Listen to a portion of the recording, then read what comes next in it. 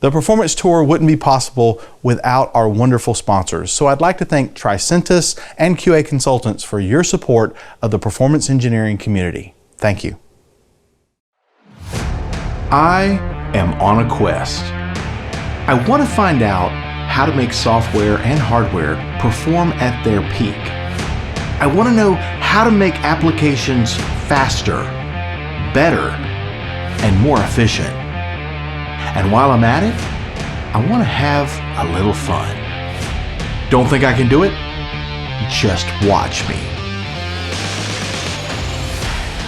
I'm Scott Moore, and this is the Performance Tour.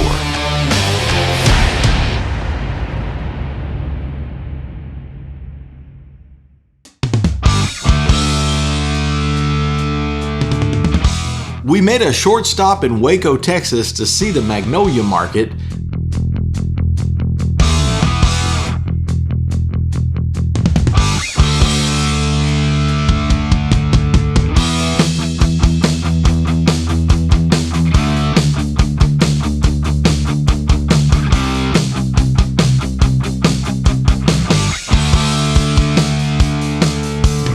The Dr. Pepper Museum, thanks James, and a couple of high-performance automobiles.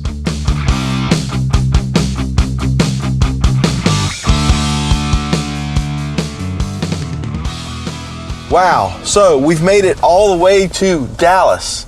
Yes. Do you remember a couple of years ago, we went to Dallas and we hung out at Heart 8 Barbecue? That was really fun to be hanging out with about 60 of our closest friends in the area. And so I was thinking we should do that again. And I kind of enjoyed the Heart 8 Barbecue. What about you? I did too. And you know what? I've got a case of books with me. I think we can maybe give out some interviewing and hiring books. I think that's great. We'll call our buddy Brian Berknoff at QAC. I'll talk to Tricentis and let's set up a meeting. We'll get people to show up and we'll just eat barbecue and talk about performance. What's better to do in Dallas than that? I used to live at, never mind. Okay. Heart 8 Barbecue, again, 2 years later, almost to the day, Dallas, Texas tonight on the Performance Tour. We'll see you there.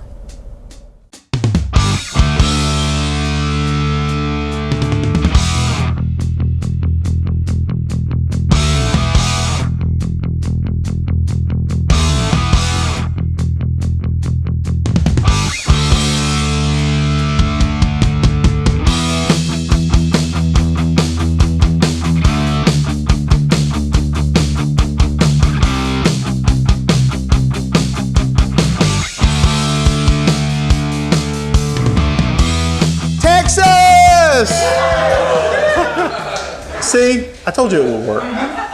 So I shall present in this all night after rustling cows. No, I had to get this because now I feel like I'm really a Texan. I'm adopting Texas. We've been here all week. We were on Austin 2 nights ago. I saw this. I said, sometimes you just gotta get the bull by the horns. You know what I mean? Performance engineering is a life cycle approach to performance. It begins with the business. What is the operational requirement of performance? It moves through development. Are the developers aware? Are they building performance systems? Does it scale for one?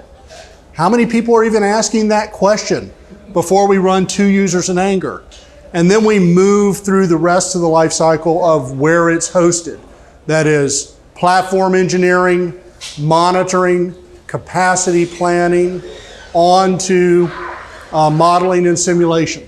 So it's not just 2 or more users running in anger. When we were here 2 years ago, we were talking about mobile being about breaching the 50% mark with regards to retail purchases. For example, Black Friday, by 2019 or so, it was over 50% of people buying everything through mobile. Yet, most companies in retail weren't necessarily testing that way and they weren't developing that way. They were getting caught on Black Friday and then having to go back and tune and tweak to fix these problems. But now, mobile is the default platform. So it's over 70-something%. So if you are not developing your software with the mobile platform in mind and you don't know your users and how they're using your product, you're probably going to ultimately fail because you're typically thinking about the code, and the code is great, but there's so many other pieces to this downstream. The network, the not just the infrastructure, even though you have all this infrastructure in the cloud, if it's not utilized properly, those things all have to be considered. As soon as we rehost the same application in the cloud, we've now added a minimum of 6,000 miles of wire between your client and your server.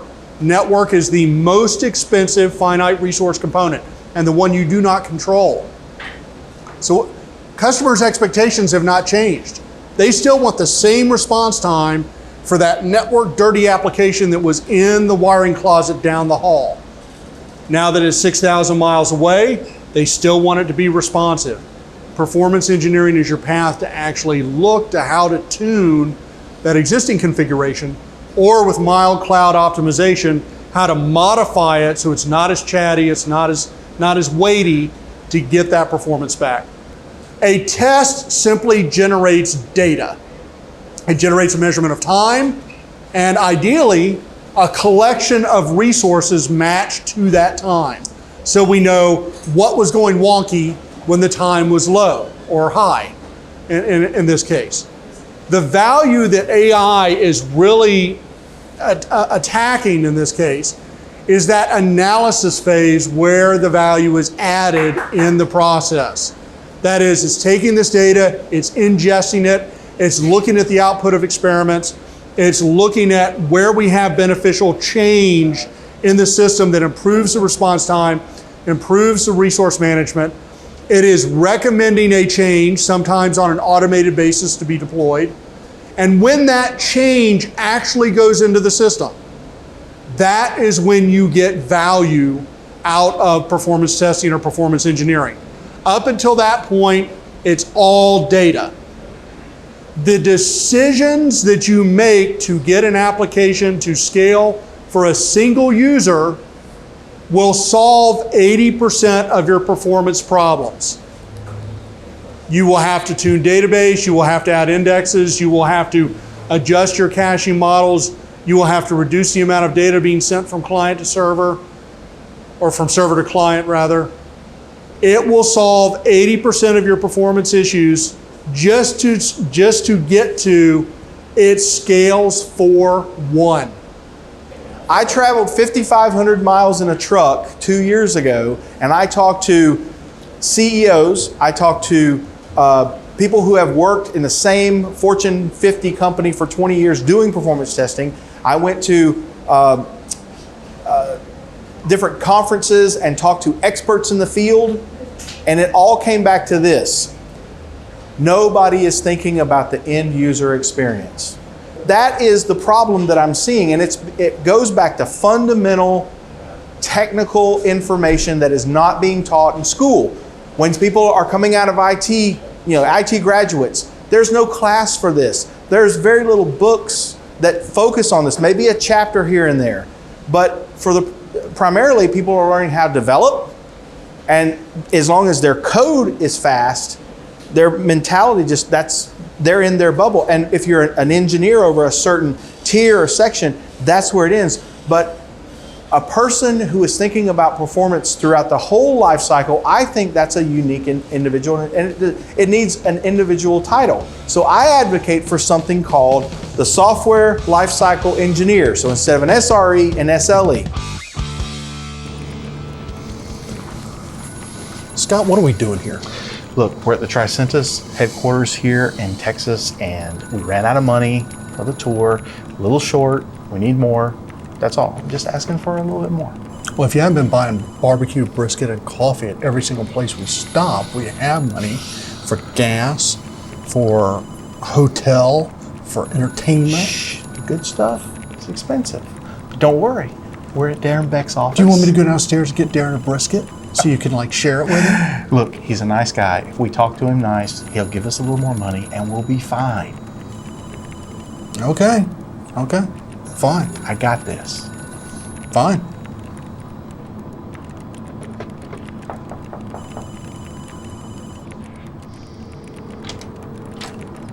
Darren! No, Scott. No. Absolutely not. No. No, no, no. Hey, Darren, you know how it is. Everything has gone up since 2020. We've got higher gas, higher food prices, travel. I didn't expect travel to be this much. I just need a little bit more to get through this leg and we'll be fine. I'm not asking for a lot. All right, fine, Scott. Okay, I will authorize a little bit more, but this is only for business expenses and that's it. Only business expenses. Absolutely, Darren. Absolutely.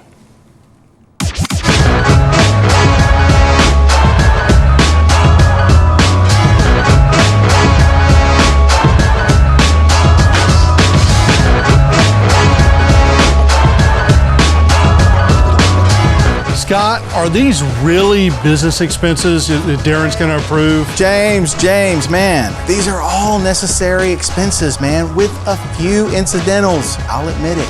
But hey, our next stop's Nashville. Let's get about a dozen briskets shipped from Austin and Franklin's. That's like $2,000. I don't care. Here, take the money. Make it so.